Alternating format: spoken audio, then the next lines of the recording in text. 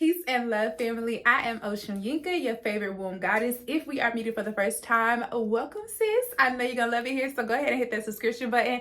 And if you get any value from this video, go ahead and give it a thumbs up. But today we are talking about how to be aesthetically feminine, how to use your physical traits to feel more feminine. So y'all know I'm always stressing that feminine energy is not an aesthetic. Femininity is not an aesthetic. It is a frequency. It is an aura. It is an energy that you present when you walk in the room, and it has absolutely nothing to do with what you have on.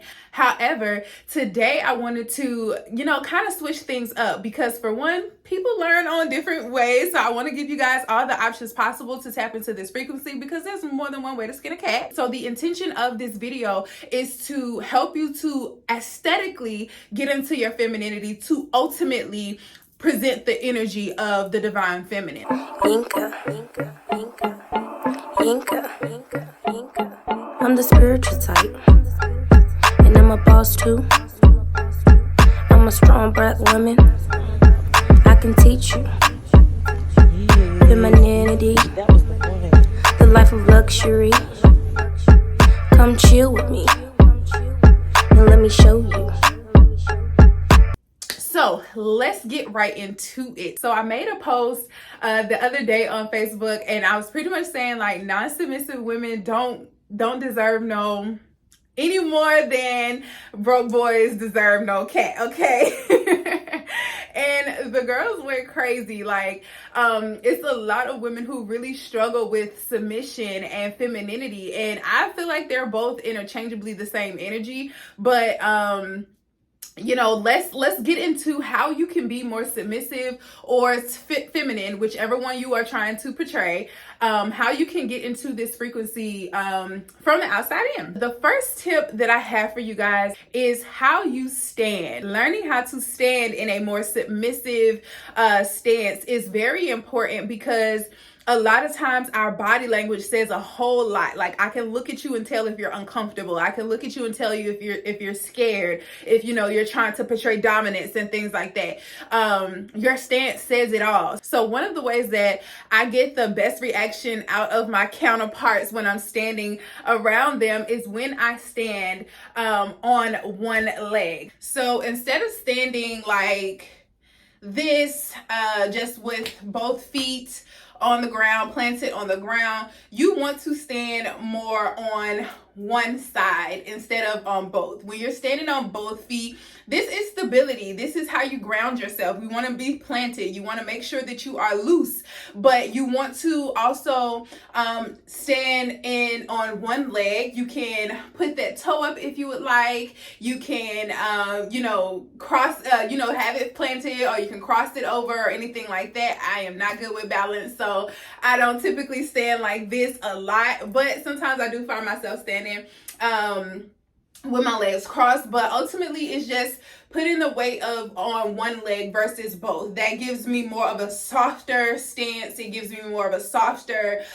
relaxed, like, I'm not ready for war, I'm just standing very calm, very comfortable, and you can do this on either side, whichever one is more comfortable. I feel a little delayed when I'm on my left side.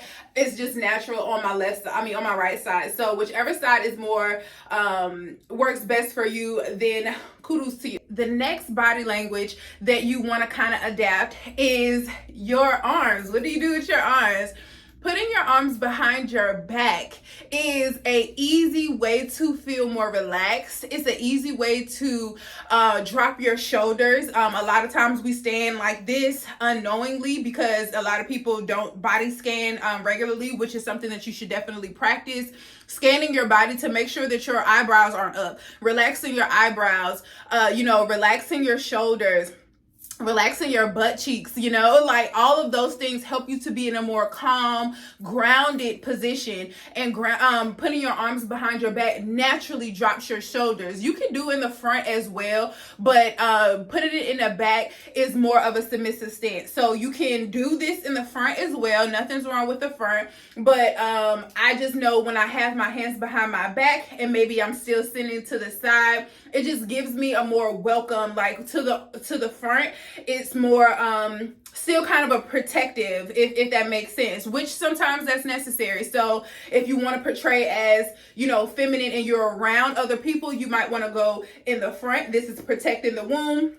And then if you want to be more open, you know, maybe you're on a date or something like that, then you want to go behind the back and just like softly do it. Like you can have, you know, maybe your arm like this or like this, just something just very comfortable and soft. You don't have to like be all this is comfortable for me too, but you know, this is just letting whoever you are around know that, you know, I'm open, I'm open, I'm free, you know, I'm comfortable, I feel safe. All of these are these positions, because if you are not relaxed, if you're on go, if you are, you know, in your masculine, like that survival mode, you're not going to be like this. I've never went to the hood and just stood like this, or, you know, went to some place that I didn't feel safe and stood with my hands behind my back, or stood in a way that I felt vulnerable, because this is a very vulnerable position. So this is another stance that you can use in addition to standing on one leg. So this just gives you that child's play, that,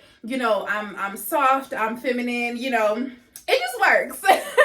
So the third tip that I have for you in feeling more feminine, presenting more feminine, is wearing feminine colors. You guys, y'all knew I was gonna say it. Wearing feminine colors. Y'all, I just started putting a pop of color into my wardrobe, maybe like less than 2 years ago.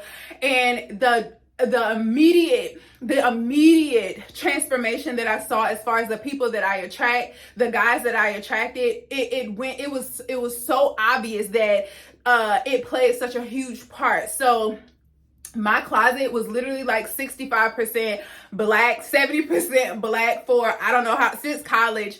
I've always worn a lot of black. That's just like my comfort color. Over like the last couple of years, I started to, and I love earth tones as well. So I like neutral earth tones, like that other maybe 35% of my closet was very neutral tones, like the browns, the tans, the beiges.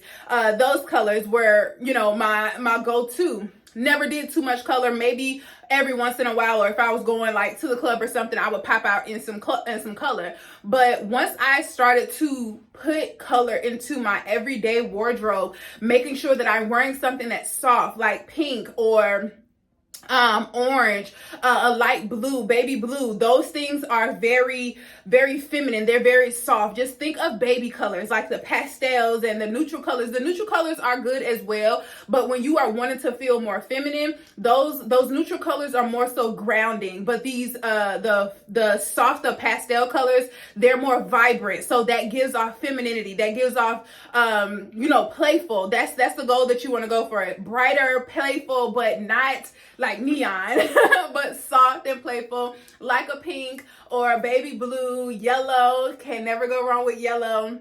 You know, those type of colors are gonna make you feel more feminine, just because of its energetic, or just because of its properties as the color. The same thing goes for your hair. When you are wearing your hair in more free styles, you know, I have locks, I free lock, and people deem locks like, other than the sister locks, I don't even like sister locks, because I feel like locks are locks, but I feel like a lot of people look at locks as being masculine because they're so rugged and, you know, dreadful to a lot of people. But even with my locks, anytime you are wearing your hair free, anytime that you are wearing your hair in a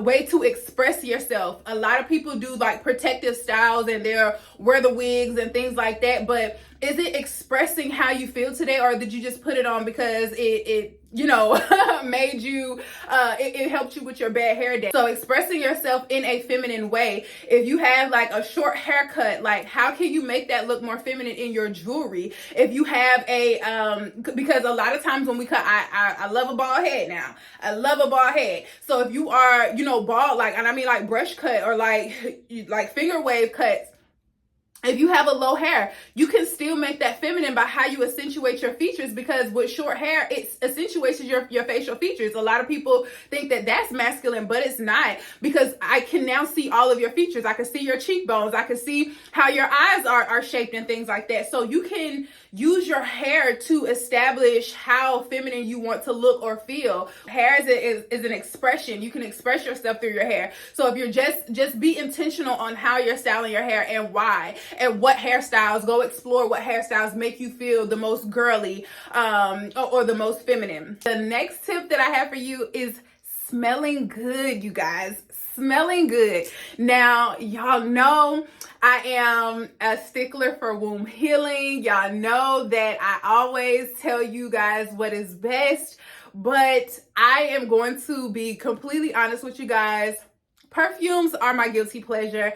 I'm not even gonna lie to y'all. Perfumes are my guilty pleasure, because they are hormone disturbers. They do disrupt your thyroids and things like that. I'm not gonna cap on that, but I love a good perfume, okay? I love a good perfume. The balance in how I use it is because I just love to smell good. So I make my own shea butters, and if I don't have on any perfume for the day, I still have on a nice body butter that has good, that cocoa butter, shea butter, essential oils in it. You know, I'm gonna smell like some type of sagey or whatever. Like, I'm still gonna smell good. Even if it is my natural pheromones, I still smell very good. I don't even use deodorant. I use a crystal as far as under my arms. So I still smell like natural pheromones. I love to smell good, and it shows, y'all. Like, there's nothing more attractive there's nothing more attractive than walking by someone and getting their attention because you smell good. And I promise you, you do not have to go and get any luxury perfumes. You can definitely do some Bath and Body. You can do some essential oils and natural body butters with, spruce it up. As long as you smell good and you're doing it with intention. These are feminine traits that, your counterparts are looking for. I'm not going to sit up here and say you have to smell like, Jimmy Choo or Chanel No. 5 to smell good, to attract someone, smell good enough to attract someone, because I definitely break necks with my pheromones. I definitely have them, oh, what you got on? That's still a vibe. So don't think that you have to go to the actual perfumes to get this, to accomplish this tip.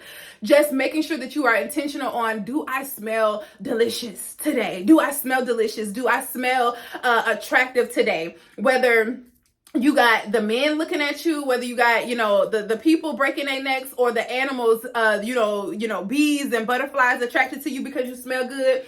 Attraction is attraction, and that is feminine energy. That's my point, sis. Okay. And lastly, but most definitely not least, you guys. I'm laughing because I don't want y'all to take this the wrong way. I know how annoying it is to hear the guy at the gas station tell you, "Smile, sis. You look so much better, queen, if you just put a smile on your face. Just smile. Why don't you smile?" Y'all, trust me, I understand how annoying it is, because I hate it. I hate it when someone tells me to smile. I genuinely hate when a man tells me to smile. I don't mind if it's a step. But I really hate when men tell me to smile, because I'm not here for your entertainment, okay? I'm not here I'm not smiling for you to get off. But, y'all, that is one of the most feminine things that you can do, is just put a smile on your face. Practice walking around with a smile. And I am naturally a bubbly person. I'm naturally goofy. Like, I'm always smiling anyway. So the times that I'm not smiling, it's not that I'm, I have an attitude or anything. That's just naturally like my face in neutral. Like, maybe I didn't see anything funny, or this is just my face. So that's why I don't like when people tell me to smile, because I'm like, I'm not here to entertain you. Like, give me a reason to smile if you want me to smile, or catch me when I find something funny, or when I find something to be smiling about, But y'all, let's practice just keeping a smile on your face. Not only does it's true when the losers at the gas station tell us that, it is true. You do look better when you smile. I'm not saying smile on demand, like when someone tells you to smile, but just naturally try to keep a smile on your face, because I had to catch myself sometimes, like looking at myself when I'm not smiling. I do look like I'm mugging, like I do look like I'm having a bad day.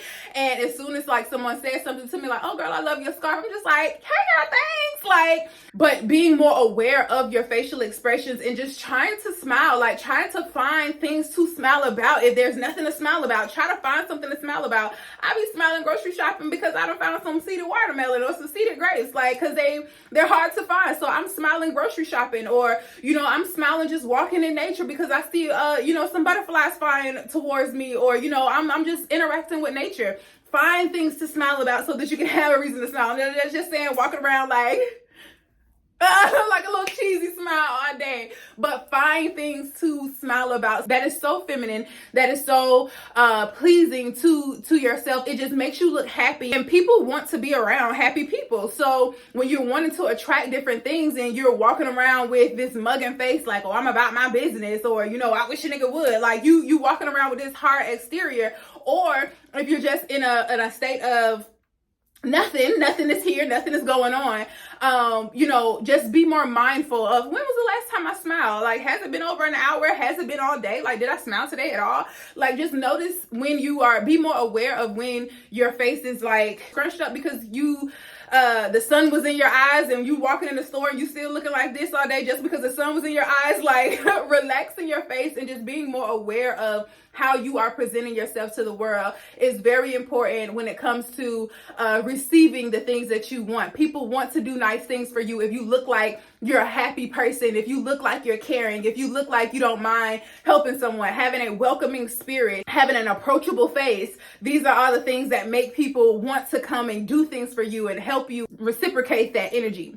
Which one of these tips do you want to try? If not all of them, if you tried them and they work or they didn't work for you, and let me know if you guys want a part 2 to the actual aesthetic of being feminine versus the inner work. But do not forget, the intention of these videos is to help you to naturally do it in the physical so that you can embody it and produce it as an energy, as a frequency, and let it become your normal. All right, guys, thank you so much for watching. Give it a thumbs up if you got any value from it. It really does help you guys. And we are on our journey to get to 1,000 followers. So let me know if it was helpful for you by liking it, dropping some comments down, interacting down in the comment section. I do reply to the comments, and also subscribing because there's plenty more videos where this came from. And I will see you in the next one. I'm the spiritual type, and I'm a boss too. I'm a strong black woman. I can teach you femininity, the life of luxury. Come chill with me and let me show you. Yinka.